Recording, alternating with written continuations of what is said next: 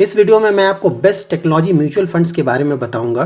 Best technology fund select करने के लिए हम कुछ पैरामीटर्स को चेक करेंगे, like AUM that is asset under management, benchmark, performance across 4 horizons that is 1 year, 3 year, 5 year and 10 years. साथ ही हम रिस्क पैरामीटर्स चेक करेंगे that is standard deviation and beta, और रिस्क रिवार्ड पैरामीटर्स चेक करेंगे that is Sharpe ratio and alpha. साथ ही हम इन funds का asset allocation check करेंगे across large cap, mid cap and small cap. हम इन funds का expense ratio और fund manager details भी चेक करेंगे।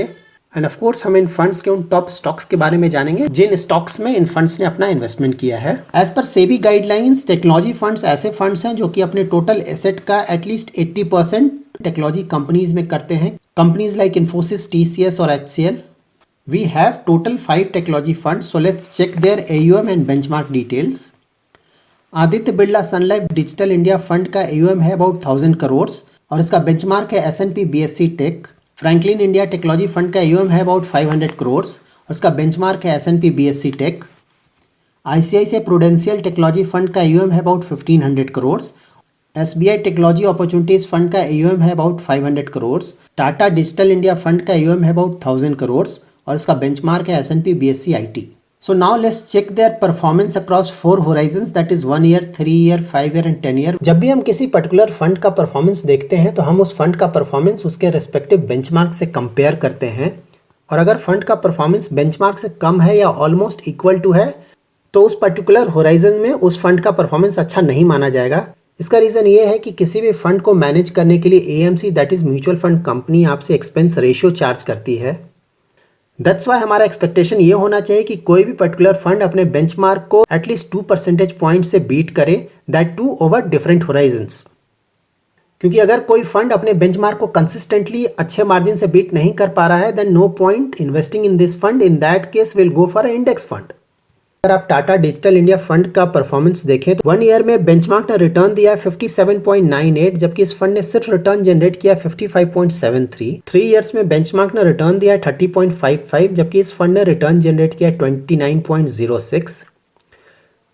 सो अक्रॉस 1 ईयर एंड 3 ईयर ये फंड अपने बेंचमार्क को बीट नहीं कर पाया है।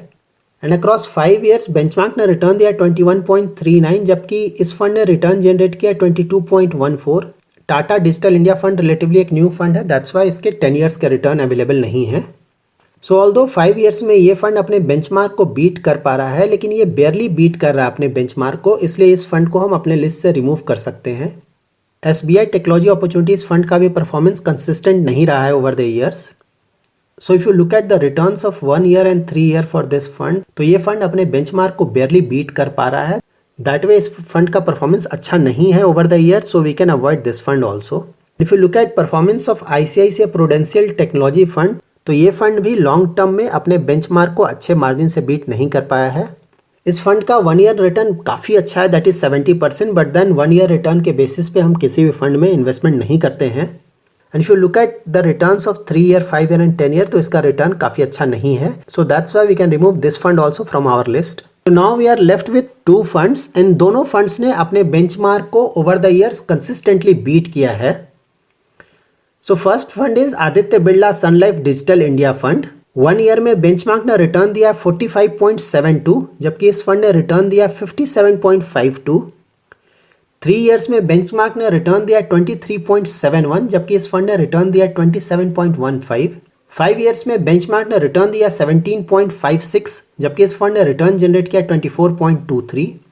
10 इयर्स में बेंचमार्क ने रिटर्न दिया 14.29, जबकि इस फंड ने रिटर्न जनरेट किया 16.71। सो अक्रॉस ऑल 4 होराइजन्स इस फंड ने अपने बेंचमार्क को अच्छे मार्जिन से बीट किया है। Second fund is Franklin India technology fund. 1 year में इस फंड ने रिटर्न दिया 57.69, 3 इयर्स में रिटर्न दिया 27.22, 5 इयर्स में रिटर्न जनरेट किया 21.69 एंड 10 इयर्स में रिटर्न जनरेट किया 15.59। इस फंड ने भी अपने बेंचमार्क को over the years that is 1 year, 3 year and 5 year Horizons अच्छे मार्जिन से बीट किया है। सो परफॉर्मेंस वाइज ये दोनों फंड्स काफ़ी अच्छे हैं। नाउ हम इन 2 फंड्स के कुछ और पैरामीटर्स को चेक करेंगे। So let's check their risk parameters across 3 year and 5 year horizon. Risk parameter में हम चेक करेंगे standard deviation and beta. Risk parameter that is standard deviation and beta जितना कम होगा उस फंड को उतना कम रिस्की माना जाएगा। 5 ईयर होराइजन में Aditya Birla Sun Life digital India fund का स्टैंडर्ड डिविएशन 19.99, जबकि फ्रैंकलिन इंडिया टेक्नोलॉजी फंड का स्टैंडर्ड डिविएशन है 17.23।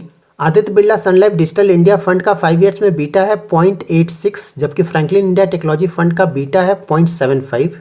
So risk wise 5 year horizon में फ्रैंकलिन इंडिया टेक्नोलॉजी फंड ने रिलेटिवली कम रिस्क लिया है। Now let's check their risk reward parameters, that is Sharpe ratio and alpha. Risk reward parameters जितना ज़्यादा होगा उस फंड के परफॉर्मेंस को उतना अच्छा माना जाएगा। Aditya Birla Sun Life digital India fund का Sharpe रेशियो है 0.76, जबकि फ्रैंकलिन इंडिया टेक्नोलॉजी फंड का Sharpe रेशियो है 0.77। Aditya Birla Sun Life digital India fund का अल्फा है 4.55, जबकि फ्रैंकलिन इंडिया टेक्नोलॉजी फंड का अल्फा है 4.05। तो Sharpe ratio is almost same, लेकिन अगर आप अल्फा को देखें तो Aditya Birla Sun Life digital India fund का अल्फा थोड़ा ज़्यादा है। Now let's check these parameters in 3 year horizon. Aditya Birla Sun Life digital India fund का स्टैंडर्ड डिविएशन है 21.18, Sharpe रेशियो है 0.87, बीटा है 0.85, जबकि अल्फा है 1.64। फ्रैंकलिन इंडिया टेक्नोलॉजी फंड का स्टैंडर्ड डिविएशन 19.68, Sharpe रेशियो है 0.9, बीटा है 0.81 और अल्फा है 1.77। So in 3 year horizon also Franklin India technology fund का रिस्क कम है, क्योंकि इसका स्टैंडर्ड डिविएशन और बीटा कम है as compare to Aditya Birla Sun Life digital India fund, जबकि Sharpe रेशियो एंड अल्फा में कोई खास डिफरेंस नहीं है इन दोनों फंड्स में। Now let's check their allocation by market cap. Aditya Birla Sun Life Digital fund ने अपने टोटल एसेट का 62.22% लार्ज कैप में, 13.04% मिड कैप में और 21.68% स्मॉल कैप में इन्वेस्ट किया है, जबकि फ्रैंकलिन इंडिया टेक्नोलॉजी फंड ने अपने टोटल एसेट का 82.60% लार्ज कैप में, 3.89% मिड कैप में एंड 5.44% स्मॉल कैप में इन्वेस्ट किया है। सो इस एलोकेशन को देखकर हम ये बोल सकते हैं कि फ्रैंकलिन इंडिया टेक्नोलॉजी फंड का ज़्यादातर इन्वेस्टमेंट लार्ज कैप में है, जबकि मिड कैप और स्मॉल कैप में इन्वेस्टमेंट काफ़ी कम है, जबकि Aditya Birla Sun Life digital India fund ने अपना इन्वेस्टमेंट स्प्रेड किया across large cap, mid cap and small cap. So now let's check their expense ratio. Aditya Birla Sun Life digital India fund का एक्सपेंस रेशियो 1.46, जबकि फ्रैंकलिन इंडिया टेक्नोलॉजी फंड का expense ratio 1.73। Aditya Birla Sun Life digital India fund के fund manager हैं कुणाल संगोई, जबकि Franklin India technology fund के 2 fund managers हैं Radha Krishnan and Varun Sharma. Now हम इन funds के मेजर स्टॉक्स को चेक करेंगे। तो Aditya Birla Sun Life digital India fund का मेजर इन्वेस्टमेंट है इन्फोसिस में 22.44%, TCS में इनका इन्वेस्टमेंट है 10.81%, टेक महिंद्रा में इनका इन्वेस्टमेंट है 8.32%, भारती एयरटेल में इनका इन्वेस्टमेंट है 7.34%, HCL में इनका इन्वेस्टमेंट है 6.9%, साइंट लिमिटेड में इनका इन्वेस्टमेंट 4.95% है, जस्ट डायल में इनका इन्वेस्टमेंट 3.86% है, हनीवेल में इनका इन्वेस्टमेंट 3.38% है, एप्पल इनकॉर्पोरेटेड में इनका इन्वेस्टमेंट 2.6% है, जबकि परसिस्टेंट सिस्टम्स में इनका इन्वेस्टमेंट 2.53% है। Now let's check major stocks of Franklin India technology fund. इस फंड का मेजर इन्वेस्टमेंट है इन्फोसिस में, दैट इज 23.66%, TCS में इनका इन्वेस्टमेंट है 10.55%, HCL में इन्वेस्टमेंट है 8.67%, भारती एयरटेल में इन्वेस्टमेंट है 6.71%, टेक महिंद्रा में इन्वेस्टमेंट है 4.46%, इन्फो एज में इन्वेस्टमेंट है 4.08%, ताइवान सेमीकंडक्टर में इनका इन्वेस्टमेंट है 2.73%, मेक माई ट्रिप में इनका इन्वेस्टमेंट है 2.53%, L&T में इनका इन्वेस्टमेंट है 2.48% और साइंट लिमिटेड में इनका इन्वेस्टमेंट 2.45% है।